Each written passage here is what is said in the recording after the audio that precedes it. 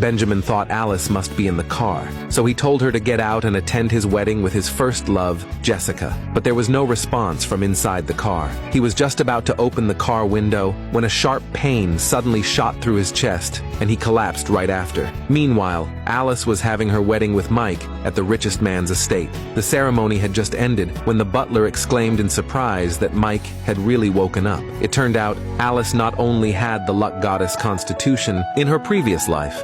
Benjamin's mother used Alice's grandfather to threaten her into marrying Benjamin, but after she successfully gave birth, Benjamin took the child away. He believed Alice insisted on marrying him, which caused Jessica to die of heartbreak, so he sent Alice to join her grandfather in heaven. Alice swore she would make Benjamin pay. When she opened her eyes again, she realized she had gone back 2 years. Benjamin's mother was begging her to marry him. In this life, Alice urged her to believe in science. His mother was about to argue back when Benjamin was carried in by his men. He declared he'd rather die than marry a liar like Alice. Seeing this, Alice realized that Benjamin was also reborn. Alice told his mother that she would never marry someone as rude as Benjamin, but Benjamin had never expected that Alice might not like him. Hearing this, his mother urged Alice to decide at her birthday banquet, since her grandfather was still hospitalized at their family hospital. Alice knew she was being threatened, so she turned to leave and figure something out, but Benjamin blocked her way, warning her not to marry him. Alice remembered that in the previous life, Benjamin only survived because of her, but this time,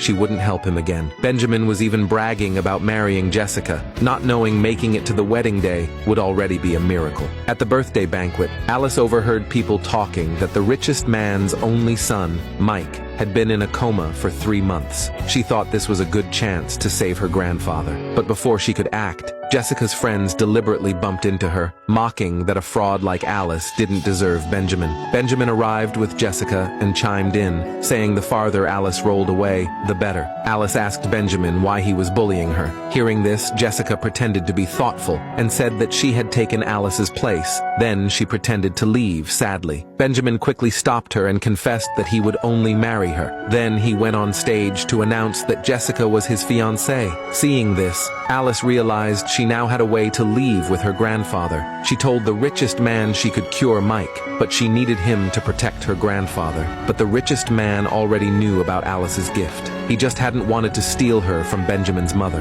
Alice bluntly told him Benjamin was already engaged to Jessica. He said he'd discuss it with Benjamin's mother and promised to keep her grandfather safe. Only then did Alice return to the banquet relieved. But Jessica's friends still wouldn't stop. One of them provoked her again, saying Alice wasn't even as good as a strand of Jessica's hair. But Alice no longer needed to endure anything. She slapped her straight into silence. Hearing the commotion, Jessica came over and scolded Alice for hitting someone. Benjamin ordered Alice to kneel and apologize. Alice said plainly that the girl deserved it, but Jessica acted pitiful and said Alice must be mad at her. Then she pretended Alice had pushed her and screamed that her stomach hurt. Benjamin immediately ordered someone to punish Alice. Jessica was thrilled. Luckily, the richest man arrived in time to save Alice. She questioned whether Benjamin had ever learned any manners. Hearing that, Jessica acted like her stomach hurt even more. Benjamin helped her to the back to rest. Benjamin's mother promised she would punish him well and told Alice not to take it to heart.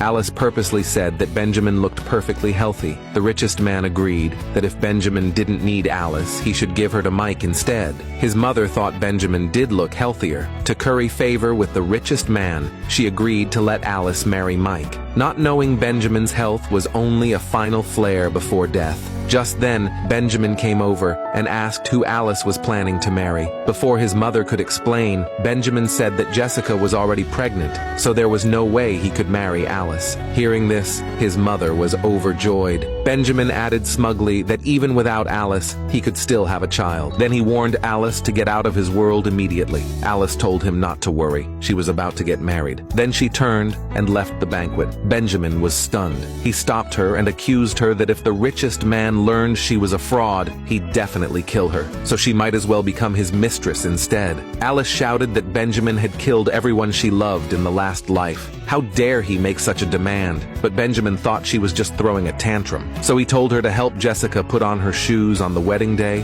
and he'd go spend time with her once the ceremony ended. Alice was disgusted by his words. She shook him off and left, but Benjamin thought she had agreed. On the wedding wedding day, Benjamin heard Mike's family had canceled the original wedding, which made him even more certain Alice would accept his plan. He didn't know Mike's condition had worsened that morning, so the richest family had moved up the ceremony. Mike was already awake by then. He promised Alice that he would spend his whole life thanking her. Meanwhile, Benjamin picked up Jessica and planned to remind Alice to get out of the car, but unexpectedly, his karma had already arrived.